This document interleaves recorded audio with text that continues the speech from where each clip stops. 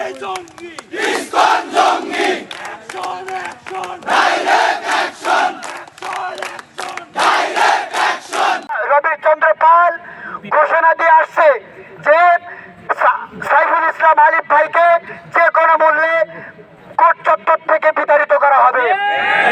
যখন হট্টগোল হয় পরিকল্পিতভাবে আমার ভাইকে শাহাদাত বরণ করা হয়েছে।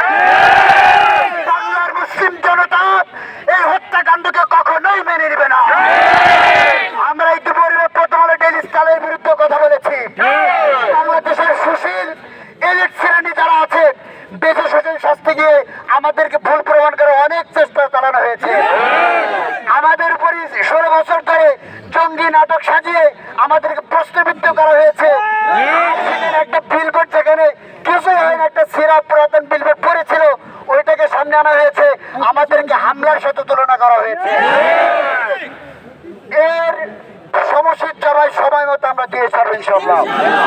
এই বাংলাদেশ থেকে প্রথম আলো ডেইলি স্টারকে পরিপূর্ণভাবে নিষিদ্ধ করতেই হবে। শুধু তাই নয়, হিন্দুত্ববাদের এজেন্ডা বাস্তবায়ন করতে যে আজকের এই ইসকনকে বাংলাদেশ থেকে সমাজে উৎখাত করতেই হবে। ইসকনকে সন্ত্রাসী সংগঠনের আখ্যা দিয়ে বাংলাদেশ থেকে বিতাড়িত করতে হবে। আরএসএস এর কোন এজেন্ডা বাস্তবায়িত হওয়ার কোন সুযোগ বাংলার জমিনে হতে দেওয়া যাবে না। এই মুহূর্তে আমাদের সাইফুল ইসলাম ভাইয়ের জানাজা অনুষ্ঠিত হবে।